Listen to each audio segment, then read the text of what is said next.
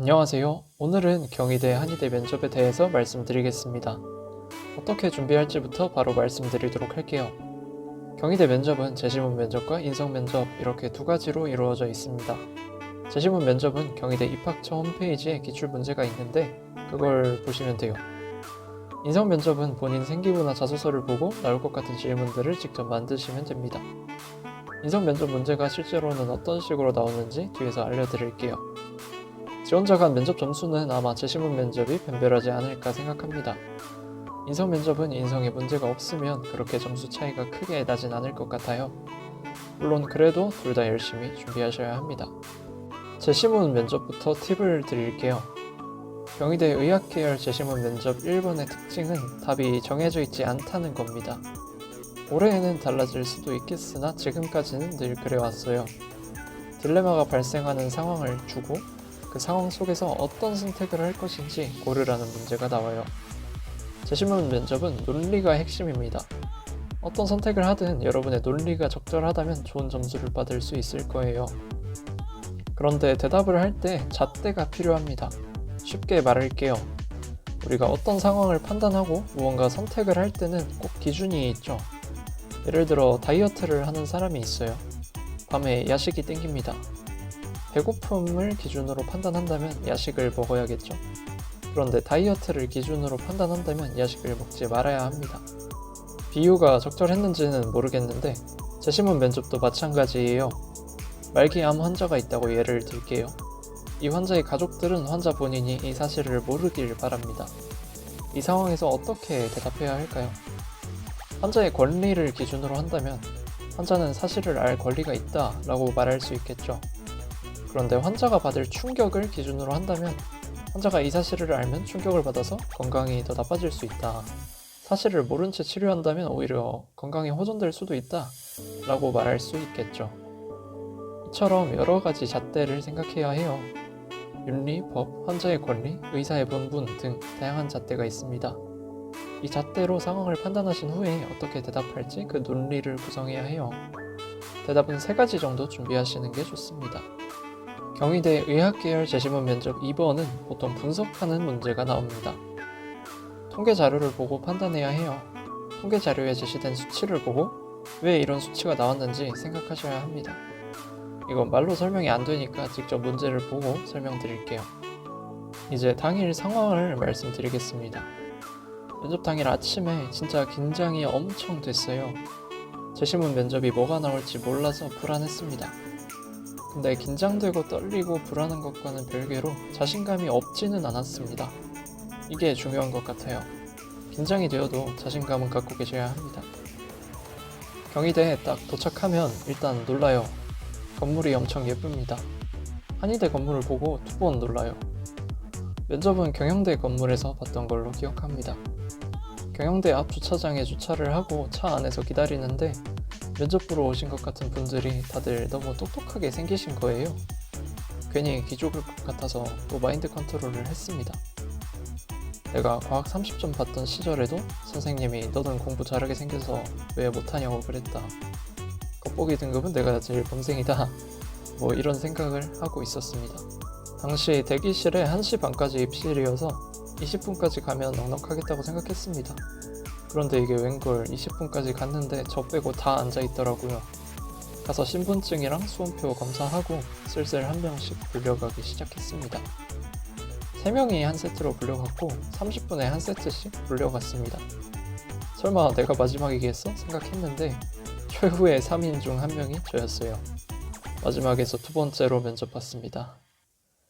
기다리는 시간 동안은 제시문 봤던 거 또 보고 제가 직접 만든 문제들도 보고 그랬어요. 제시문 방이 먼저였는데 10분 좀 넘는 시간 동안 제시문을 읽고 대답을 생각해서 들어갑니다. 이때 정말 집중해서 대답을 생각하셔야 해요. 들어가자마자 늦게 면접 봐서 힘들지 않냐고 엄청 친절하게 물어봐 주셨습니다. 그래서 괜찮습니다 라고 했어요. 늦게 해서 더 좋은 것 같냐 어떠냐 하시길래 좋은 것 같습니다. 어떤 문제가 나올지 생각도 해보고 그랬습니다. 뭐 이런 식으로 대답을 했어요. 이런 사소한 질문도 대답을 긍정적으로 하시는 게 좋을 것 같습니다. 일단 자기소개부터 하라고 하셔서 했습니다. 나름 준비한 자기소개여서 그런가 교수님들이 중간중간 흐뭇한 눈빛으로 보시기도 하셨어요. 자기소개 미리 개성있게 준비하시는 거 추천드립니다.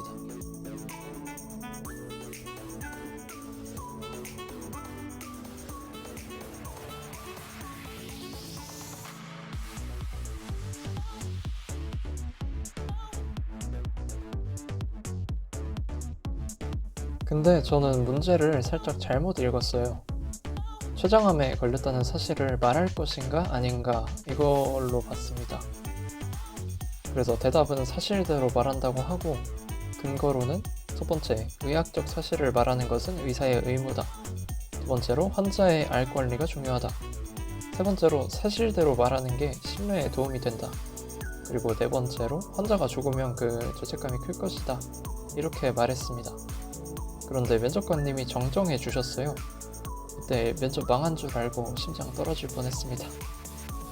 답변에 수정할 게 있냐고 하시길래 방향을 바꾸지는 않고 원래 말했던 방향으로 좀 밀고 갔습니다. 대답 후에 추가 질문이 들어왔어요. 환자가 화가 나서 유대감이 깨질 수 있지 않은가? 그래서 대답은 당연히 그럴 수 있다. 하지만 환자 입장에서 생각하면서 용서를 구하고 최대한 대책을 강구하고 노력하는 모습을 보이면 다시 신뢰를 회복할 수 있다고 생각한다. 이런 식으로 대답했습니다. 그러자 또 추가 질문이 들어왔어요. 환자가 화가 나서 소송을 걸거나 폭언, 폭행을 하면 어떡할 것인가? 그래서 대답은 저는 다 감내할 것이다.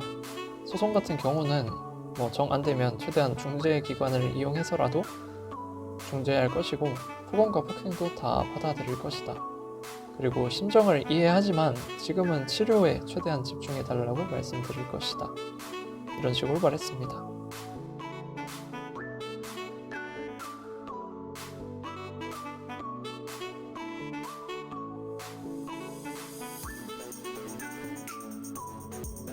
저는 비감염성으로 보고 치료한다고 했습니다.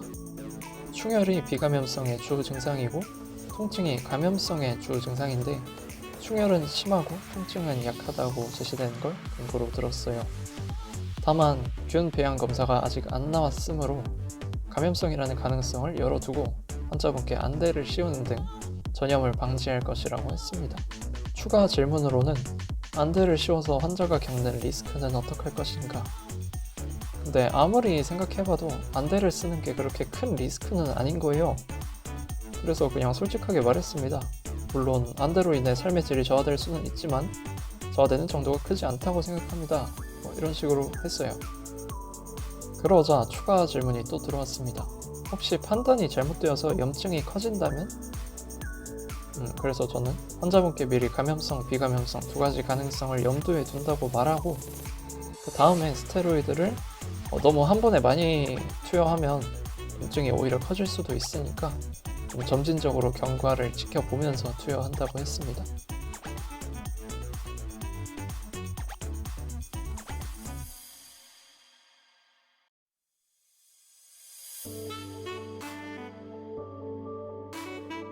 저는 문제에서 천장 공사 얘기를 뜬금없이 왜 하나 생각했습니다. 처음에는 어리둥절했는데 계속 생각하다 보니 생각이 나더라고요. 공사 중에 세균이 유입됐을 수도 있겠구나. 그래서 현장 공사로 세균이 유입되어서 양성 판정이 났다는 걸 의심할 거라고 했습니다. 추가 질문으로 천장 공사 때문이 아니라 진단이 틀렸을 가능성을 물어보셨어요. 그래서 환자 증세가 좋아졌으므로 진단이 맞다는 가능성에 더 무게를 두고 싶다고 했습니다. 또 그 다음에 뭘 해야 하냐고 물어보셨어요. 살짝 얼타다가 다른 균 배양실에서 균 검사를 해야 한다고 말했습니다. 근데 면접관님이 갑자기 근데 사실 현장 공사를 한다고 눈병 세균이 유입되지는 않지 하셨습니다. 또 다른 면접관님이 맞아, 유입되어도 온갖 세균이 다 자랄 거야. 이런 식으로 맞장구를 치셨어요. 그래서 제가 죄송합니다. 그 부분은 제가 잘 몰라서 라고 하니까 아니라고, 이런 거는 대학 가서 배우는 거라고 그런 식으로 말씀을 하시더라고요. 바로 이거 기회다 생각하고 손 번쩍 들면서 경희대에서 배우고 싶습니다 라고 말했어요. 두 분 다 웃으시더라고요. 마지막으로 할 말 있냐길래 준비했던 말 잘 하고 나왔습니다. 마지막 할 말 할 때 조금 울컥했어요. 끝나고 힘들어서 헥헥거리면서 나왔는데 인성 면접이 남아있죠. 앞 순서가 늦어져서 조금 기다리다가 들어갔습니다. 인성 면접 질문은 질문만 알려드릴게요.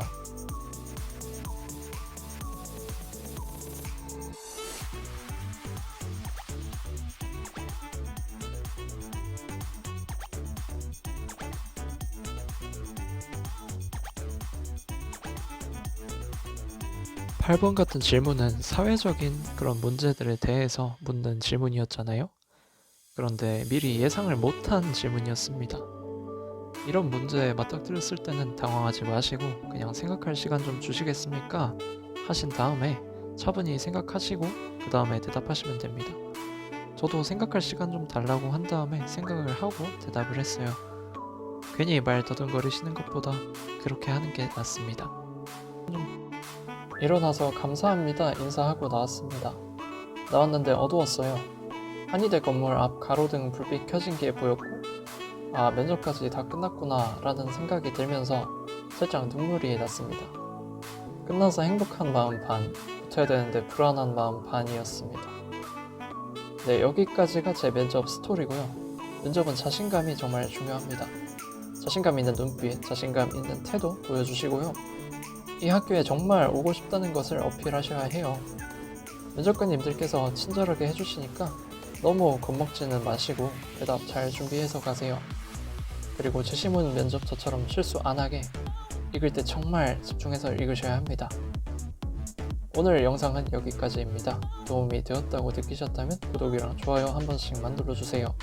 감사합니다.